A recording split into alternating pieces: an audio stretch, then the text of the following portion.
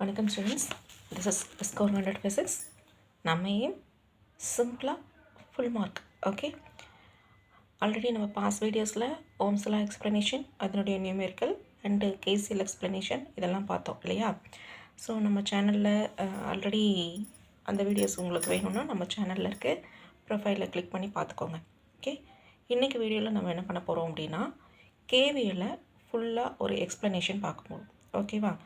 So சிம்பிளாக சொல்லணும்னா நமக்கு ஒரு 2 கொஷினுக்கு கேவிஎல் வந்து ஆன்சர் கொடுக்கும். அது என்னென்ன 2 கொஷின் அப்படின்னா, வோல்டேஜ் க்ளோஸ்டு லூப்பில் வேனிஷ் ஆகுமா, இல்லை பேட்ரி கொடுத்த வோல்டேஜ் எங்கே போகுது?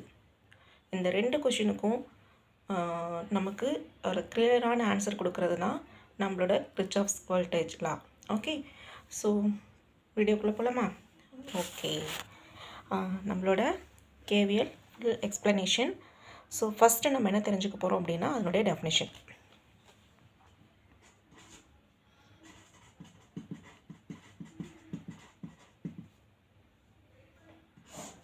ஓகே, ஸோ டெஃபினேஷன் தெரிஞ்சுக்க போகிறோம். டெஃபினேஷன் நமக்கு சிம்பிளாக தெரியும், இருந்தாலும் ஒரு டைம் நான் கிளியராக சொல்கிறேன். Okay, Kirchhoff's voltage law. So already நான் உங்களுக்கு சொல்லியிருக்கேன்டாமா, பிரின்சிபல்ஸையோ ஸ்டேட்மெண்ட்ஸையோ டெஃபினேஷன்ஸையும் நம்ம எதுவுமே நம்ம சேஞ்ச் பண்ணக்கூடாது. ஆஸ் பர் புக்ஸ் தான் நம்ம எழுதணும். ஓகேவா? சிங்கிள் வேர்டு நீங்கள் வந்து உங்கள் ஓன் வேர்டு போட்டிங்கன்னாலும் அதனுடைய கான்செப்ட் மாறி போயிடும், அதனுடைய மீனிங் மாறி போயிடும். ஸோ டெஃபினேஷன், பிரின்சிபல்ஸ், ஸ்டேட்மெண்ட்ஸ் இதையெல்லாம் ஆஸ் பர் புக் எழுதுறதுக்கு மேக்ஸிமம் ட்ரை பண்ணுங்கள். உங்கள் ஓன் வேர்ட்ஸ் யூஸ் பண்ண வேண்டாம். ஓகே, ஸோ இப்போ டெஃபினேஷனுக்கு போகலாமா?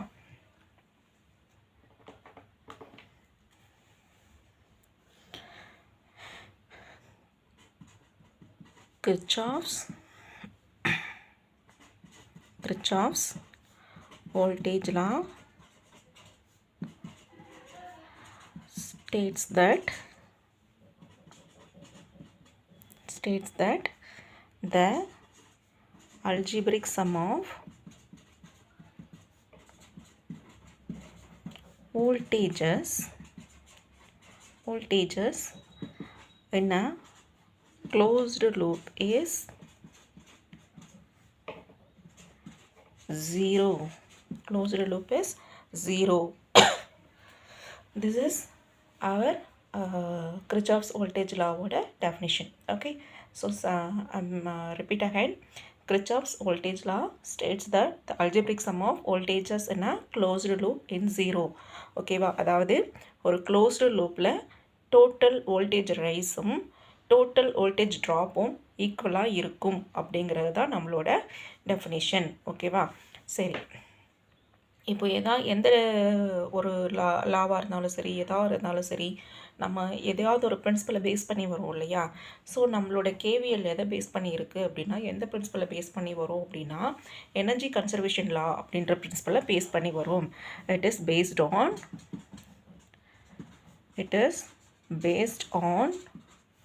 energy conservation law.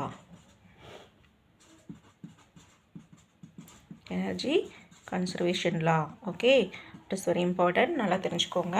இது எனர்ஜி கன்சர்வேஷன் லாவை பேஸ் பண்ணி வரும். அதாவது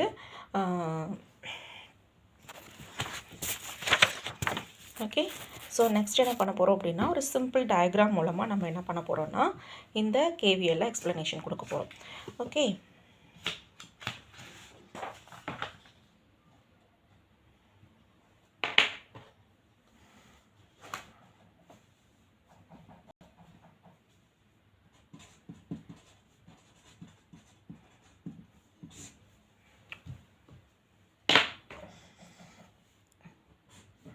ஒரு பேட்ரி எடுத்துக்கிறோம்.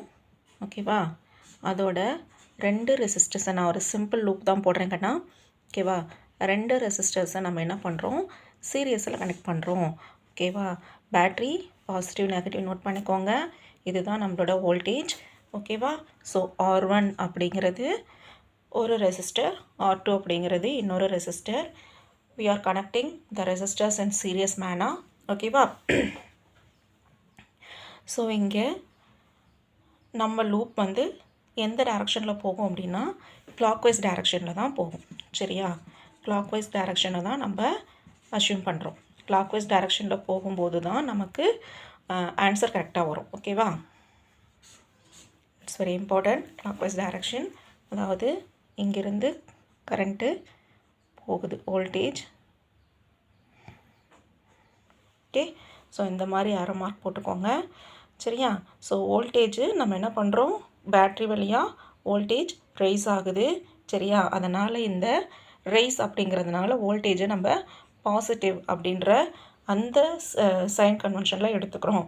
ஓகேவா? தென் R1ல் ஃபஸ்ட்டு ரெசிஸ்டர்ஸில் என்ன ஆகும் அப்படின்னா வோல்டேஜ் கொஞ்சமாக ட்ராப் ஆகும். So minus. ஸோ இங்கேயும் நமக்கு என்ன ஆகும் அப்படின்னா ரெசிஸ்டர் வழியாக வோல்டேஜ் வந்து ட்ராப் ஆகும். ஸோ பேட்ரி வழியாக வோல்டேஜ் ரைஸ் ஆகும், ரெசிஸ்டர்ஸ் வழியாக நமக்கு வோல்டேஜ் என்ன ஆகும் அப்படின்னா அப்படியே ட்ராப் ஆகும். ஓகேவா? இதை நம்ம ஒரு ஈக்குவேஷனாக எழுதலாமா?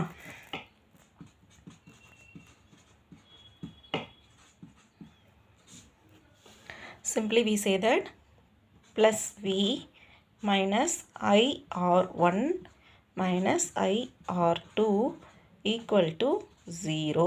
சரியா? இதை நம்ம இப்போ rearrange பண்ணி எழுதலாம். Rearranging the equation V which is equal to IR1 plus IR2. Okay, so இதுதான் வந்து நம்மளோட கேவிஎலோட ஃபார்முலா. ஓகே, ரெண்டு டைப்பாகவும் நம்ம எழுதலாம். Plus V minus IR one minus IR two is equal to 0ன்னு எழுதலாம். V is equal to IR one plus ஐஆர்2ன்னு எழுதலாம். ஓகேவா? ஸோ இது வரைக்கும் உங்களுக்கு ஏதாவது டவுட் இருக்கா? இது வரைக்கும் உங்களுக்கு நல்லா கிளியராக புரிஞ்சுதாக்கண்ணா? ஓகே, சரி. ஸோ இந்த இதை வச்சு நம்ம என்ன பண்ண போகிறோம் அப்படின்னா பேட்ரி கொடுக்குற எனர்ஜி அப்படியே ரெசிஸ்டரில் ட்ராப் ஆகுது அப்படிங்கிறத நம்ம கிளியராக புரிஞ்சுக்கணும். ஓகேவா? ஸோ இந்த ஈக்குவேஷன் மூலமாக நம்ம என்ன தெரிஞ்சுக்கலாம், இந்த ஈக்குவேஷன் மூலமாகவும் இந்த டயக்ராம் மூலமாகவும் நம்ம என்ன தெரிஞ்சுக்கிறோம் அப்படின்னா நம்ம கொடுக்குற அந்த பேட்ரி மூலமாக கொடுக்குற ஃபுல் வோல்டேஜு, ரைஸ் ஆகிற வோல்டேஜு அப்படியே ரெசிஸ்டரில் என்ன ஆகுது, ட்ராப் ஆகுது. So total voltage rice which is equal to total voltage drop. ஓகேவா? then sign convention is very very important in this part. ஓகேவா? நமக்கு ஆல்ரெடி கேசிஎல்லையும் நம்ம சைன் கன்வென்ஷன்லாம் பார்த்துருப்போம் இல்லையா? So sign convention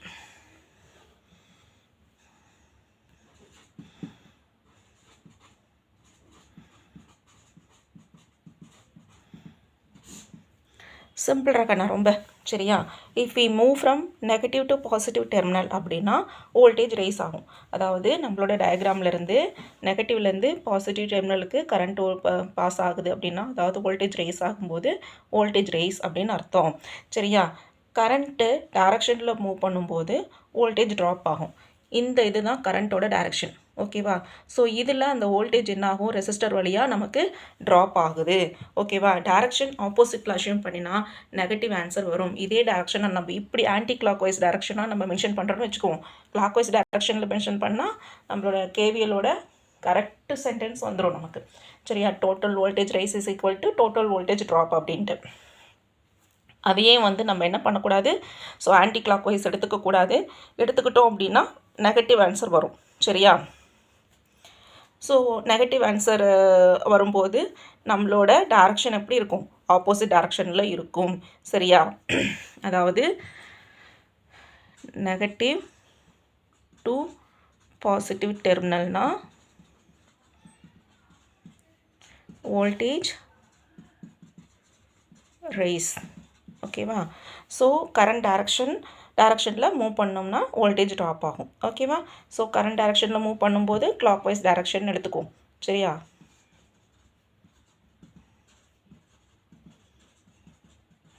anti clock wise டைரக்ஷனில் போச்சு அப்படின்னா கண்டிப்பாக நமக்கு ஆன்சர் நெகட்டிவ் வரும். இந்த இடத்துல தான் நம்ம தப்பு பண்ணுவோம். நல்லா ஞாபகம் வச்சுக்கோங்க. ஓகே?